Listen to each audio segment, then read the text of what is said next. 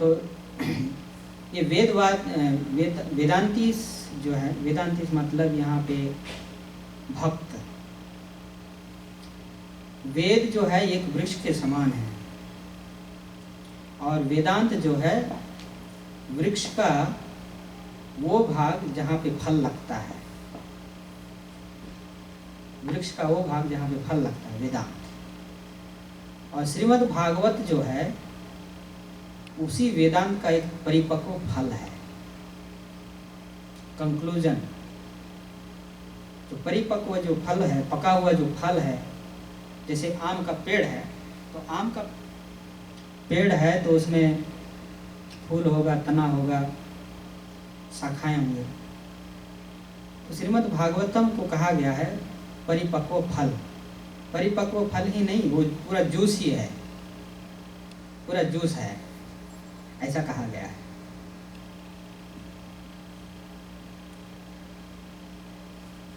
तो वेदांती जो वेद के अंत, जो वेद का जो कंक्लूजन है, वेद का जो उपसंहार है, उसको वेदांत कहा गया है। वेद में दो बात उसमें आते हैं, पूर्व मीमांसा और उत्तर मीमांसा। जो उत्तर मीमांसा जो है वो वेदांत है। वेदांत में साक्षात भगवान के बारे में वर्णन किया गया है। भगवान के बारे में जानने के लिए उसमें प्रयास है। और जो पूर्व मीमांसा जो है वो कर्मकांड, ज्ञानकांड, वो सभी भाग है, जो इसी संसार में बहुत सारे क्रियाकलाप करने के होते हैं। हो सकता है उसमें पुण्य कर्म आदि आदि ऐसे हो सकते हैं, और ज्ञान की बातें भी।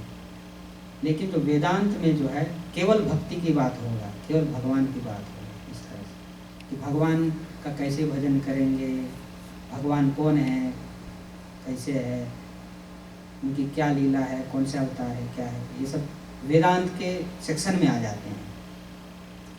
तो इसका फॉलोअर्स, इसका जो पालन करने वाले कुछ ब्राह्मण, कुछ भक्त लोग, एक ग्रुप जो है, उस बालक जहाँ रहता था, दासी पुत्र, उसके गांव में वो रुक गए वर्षा के 4 महीना के लिए, चतुर्मास करने के लिए। चतुर्मास वहीं बिताएंगे इस तरह से। तो ये बालक दासी पुत्र था, उनका कोई स्कूल का कोई शिक्षा नहीं था, कुछ नहीं था। तो अपने माताजी के साथ में उन ब्राह्मणों का, उन संतों का सेवा में वो लग गया। क्योंकि एक ही बच्चा था, इसलिए माताजी के साथ हमेशा रहता था, स्कूल भी जाता नहीं था, पढ़ता नहीं था। तो जो कुछ था माताजी ही उसका टीचर थी, जो कुछ ज्ञान था। लेकिन उसका सौभाग्य यह था कि उसके जो माताजी थी वैष्णव की सेवा में लग गई थी। उनका बर्तन सफाई करना, कपड़ा सफाई करना और आदि आदि इस तरह का, और साफ सफाई करना इस तरह से। तो उसमें माताजी को हाथ बटाने के लिए ये बालक भी उसके साथ में हो लिया। तो बालक 5 वर्ष का बालक था। तो स्वाभाविक है, स्वाभाविक ये हो जाता है, जो बालक हो जाता है तो उसको, जो सीरियस जो बालक होते हैं उसको संत महात्मा लोग बहुत प्यार करते हैं, उसको कुछ ना कुछ सुनाते हैं, कुछ सेवा देते हैं। कभी कभी उसका मतलब जो उच्छिष्ट जो है, कुछ प्रसाद वो भी देते हैं, ये स्वाभाविक है। तो उन संत महात्माओं ने वो बालक कभी कभी बर्तन जब धोते थे तो बर्तन में कुछ पड़ा रहता था प्रसाद, क्योंकि संत लोग थे, महात्मा लोग थे, भगवान के भक्त थे तो स्वाभाविक है भगवान को भोग लगाकर ही खाएं। ये हमें समझना चाहिए अपने आप। यहाँ वर्णन नहीं है लेकिन अपने आप ये समझना चाहिए। वेदांत इसमें लिखा है, वेदवादी नाम वेदांत के फॉलोअर थे। वेद के फॉलोअर नहीं, वेदांत के फॉलोअर थे। मतलब जैसे हम लोग भी वेदांत के फॉलोअर हैं, भगवान के डायरेक्ट उपासक हैं, तो इस तरह से वो लोग भी वेदांत के फॉलोअर थे। तो इस तरह से भगवान को भोग लगा करके खाते थे। खाना वो लोग बनाते थे, लेकिन खाना बनाने के बाद में जो बर्तन जो सफाई करने का हुआ वगैरह वगैरह, वो बालक को भी करने को मिलता था सफाई करने। तो कभी कभी उस पात्र में कुछ बचा रहता था प्रसाद, तो संतों को पूछ करके वो उसको खा लेता था। तो इस तरह से हम इस समय तो नारद मुनि कहेंगे, लेकिन पूर्व जन्म में वो बालक था, एक दासी पुत्र था। तो दासी पुत्र होते हुए भी संतों का ऐसा कृपा हुआ, संतों का जूठा खाने को मिला। चैतन्य चरितामृत में वर्णन है कि भक्त पदे जल, भक्त पदे धूलि, भक्त भुक्त अवशेष, ये 3 महाबल। कहा गया है कि भक्त पदे जल, जैसे भारत में प्रथा है, संस्कृति है, हमारे हिंदू संस्कृति में कोई मेहमान आते हैं या खास करके जो संत महात्मा आते हैं तो उसका पैर पखारा जाता है, पैर धोया जाता है। तो उस पैर का धोवन जो है उसको आचमन के रूप में पूरा परिवार ग्रहण किया जाता है या सिर में से छिड़का जाता है।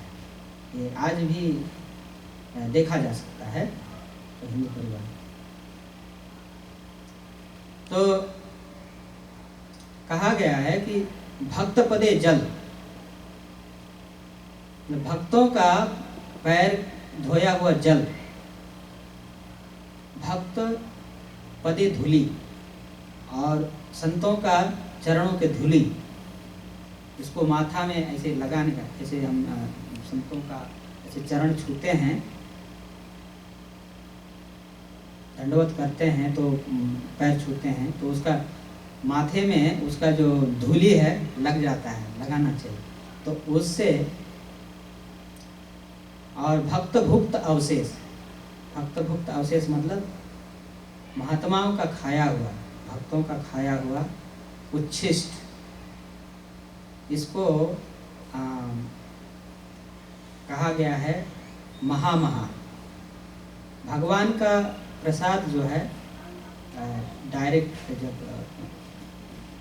आ जाता है तो उसको महाप्रसाद बोलते हैं। और जब कोई संत उसको पहले खाता है, उसको खाने के बाद में जो बचता है, गुरु या कोई महात्मा खा जाता है, जो बच जाता है, उसको महामहा बोलते हैं। पहले महाप्रसाद था, अभी महाप्रसाद हो गया, तो मतलब वो और पावरफुल हो गया उसमें, और उसमें पोटेंसी आ गया। तो इस तरह से ये इसका पोटेंसी बढ़ जाता है, इसका शक्ति बढ़ जाता है। तो कहा गया है कि भक्त पदे जल, भक्त भुक्त अवशेष और भक्त पदे धूलि, ये 3 महाबल। तो भक्ति को ऊपर एलिवेट होने के लिए ये 3 महाबल है, चैतन्य महाप्रभु ने कहा है।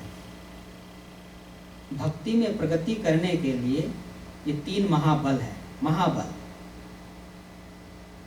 बल तो बहुत सारे हैं भक्ति में, मतलब प्रोग्रेस करने के लिए, लेकिन महाबल के रूप में ये 3 चीज हैं।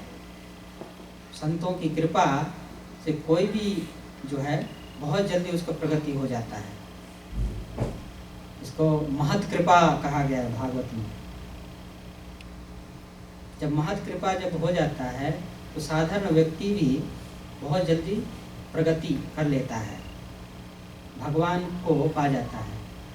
जैसे हम भागवत में उदाहरण देखते हैं किस प्रकार से एक ध्रुव नाम का छोटा सा बच्चा, 5 साल का बच्चा जो है 6 महीना में भगवान को प्राप्त कर गया, भगवान का दर्शन कर गया। कैसे? एक महात्मा जो नारद मुनि, इसी नारद मुनि की कृपा से उन्होंने उपदेश दिया कि इस तरह से ध्यान करो, इस तरह से पूजा करो, इस तरह से मतलब फास्टिंग करो, नियम का पालन करो, इस तरह से भगवान आपको मिलेंगे। और मिल गए। तो एक प्रोसीजर है, एक विधि है भगवान को प्राप्त करने का। एक तो सीधा विधि है जिसमें योग, ध्यान, तपस्या उसके द्वारा हम प्राप्त कर सकते हैं, लेकिन उसमें कब भगवान मिलेंगे गारंटी नहीं है, क्योंकि वो आप अपने बल पर कर रहे हैं।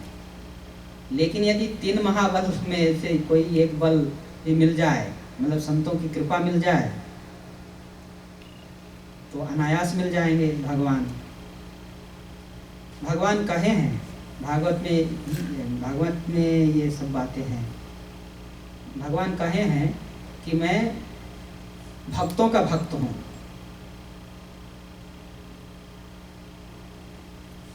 भक्त भगवान के भक्त हैं, लेकिन भगवान बोलते हैं कि मैं भक्तों का भक्त हूँ। क्यों होता है ऐसा? क्योंकि भगवान ऑलरेडी जो है सबके हृदय में परमात्मा रूप से है। एक उसको चैत्य गुरु बोलते हैं। हमारे चित्त में, हमारे हृदय में परमात्मा रूप से भगवान हैं, सबके हृदय में है। लेकिन हम जीवों में होता क्या है कि भगवान चैत्य गुरु हैं, हृदय में ही है, गुरु के रूप में भगवान। वो कुछ ऐसा भगवान चाहते हैं कि ये जीव ऐसा करे, मेरे तरफ मुड़े, उनका भजन करे, उसका आदर सत्कार करे और सब करे, भजन करे। लेकिन जीव को तो बाहिर्मुख, उनका इंद्रियां बाहिर्मुख होने के कारण वो सुनता नहीं, चैत्य गुरु का सुनता नहीं। अभी क्या करे? इसलिए कोई बाहरी व्यक्ति चाहिए। बाहरी व्यक्ति कौन हो सकता है जो भगवान के बारे में बताए? वह है संत, महात्मा, गुरु। तो इसीलिए भगवान ने उसका ग्लोरिफिकेशन किया है, ग्लोरीफाई किया है गुरु का, कि गुरु किस तरह से एक साधारण व्यक्ति को अपने जैसा बना देता है। कहते हैं कि पारस मणि, पारस पत्थर जो है लोहे को सोना बना देता है, या चिंतामणि पत्थर भी। चिंतामणि पत्थर जो है गोलोक वृंदावन में पाया जाता है, इस प्राकृत जगत का वो मणि नहीं है, वो गोलोक वृंदावन में ये सब मिलता है। वो चिंतामणि पत्थर से जो चाहे हासिल कर सकते हैं, लेकिन फिर भी चिंतामणि पत्थर जो है वो अपने जैसा चिंतामणि नहीं बना सकते हैं। या पारस पत्थर जो स्पर्श मणि बोला जाता है उसको, स्पर्श मणि अपने जैसा स्पर्श मणि नहीं बना सकता है कोई लोहा को। स्पर्श मणि का गुण है कि कोई भी जो लोहा है, लोहा धातु, उसको सोना बना देता है। ये इस समय हमको बहुत अचंभा लगता है कि कोई ऐसा चीज़ भी होगा जो लोहा को सोना बना सकता है। सुनने में अजीब लगता है, लेकिन ये सब शास्त्रों में बातें हैं। पहले ज़माने में ये सब था, इस संसार में ही था ये स्पर्श मणि। तो स्पर्श मणि को आप ऐसे लोहा में ऐसे टच करा दो तो पूरा जो लोहा है सोना में बदल जाएगा। तो ये स्पर्श मणि का काम है, क्योंकि उसका गुण है। तो ये कहा गया है कि स्पर्श मणि लोहे को सोना तो बना सकता है, लेकिन स्पर्श मणि नहीं बना सकता। लेकिन इसके ठीक विपरीत एक संत दूसरे साधारण व्यक्ति को, साधारण आदमी को अपने जैसा बना देते हैं, अपने जैसा। तो स्पर्श मणि से श्रेष्ठ हुआ कि नहीं? तो एक संत में और स्पर्श मणि कितना अंतर है। कभी ऐसे कंपैरिजन भी हुआ है, कंपेयर किया है, लेकिन कंपेयर में संत जो है उसका ऊंचा स्थान हो गया इस तरह से। तो संतों का इस तरह से 4 महीना एक जगह में रहने के कारण जो नारद मुनि, जो पूर्व जन्म में एक बालक थे, दासी पुत्र थे, उसको सेवा में वो लगा दिए गए और इस तरह से उसको इतना बड़ा मतलब पद मिला कि आज जो है अभी भी नारद मुनि हैं। ऐसा नहीं कि वो बीत गए, ऐसा नहीं। नारद मुनि अभी भी हैं, वो सारे दुनिया में ट्रेवल करते हैं। तो अभी नारद मुनि ऐसा मतलब अंतरिक्ष यात्री हैं। स्पिरिचुअल वर्ल्ड, मटेरियल वर्ल्ड, सभी जगह वो जा सकते हैं, आ सकते हैं। भगवान ने वो पद दे दिए। और भाग्य से हम लोग उसी के परंपरा में भी हैं। ये बहुत सौभाग्य की बात है। जो उन्होंने भजन पद्धति, जो पूजा अर्चना, जो हम लोग पूजा कर रहे थे, पूजा अर्चना जो पद्धति जो है उन्होंने दिया है। ये जो पंचरात्र पद्धति जो है, भगवान का आरती करने का जो सिस्टम है, नारद मुनि का दिया हुआ है। इस तरह से भगवान की अर्चना करना चाहिए। ये विधि सबको सीखना चाहिए, सीखने वाली चीज़ है। ये नारद पंचरात्र में ये सब चीज़ लिखा है। तो हमें प्रॉपरली कोई भी चीज़ सीखना पड़ता है। सीखने के बाद सब चीज़ आसान हो जाता है। तो आध्यात्मिक चीज़ के विषय में जो भी जितना भी सीखो उतना अच्छा है हमारे लिए। तो हम यहाँ पर समाप्त करते हैं। आज का यही मतलब संदेश है कि नारद मुनि अपने पूर्व जन्म में बच्चा थे और आज नारद मुनि बन गए भगवान की कृपा से। लेकिन उन्होंने संतों की सेवा किया और इस तरह से बन गए।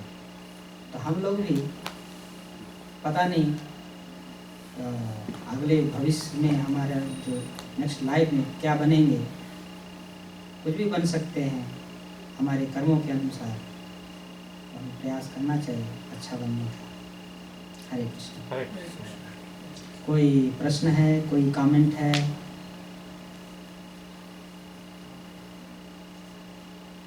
टाइम हो गया। ग्रंथरा श्रीमद् भागवतम की जय। श्री राधा माधव की जय। श्री नाथ गोपाल की जय। भागवत कथाकार ब्रज गोविंद प्रभु हरि हरि बोल।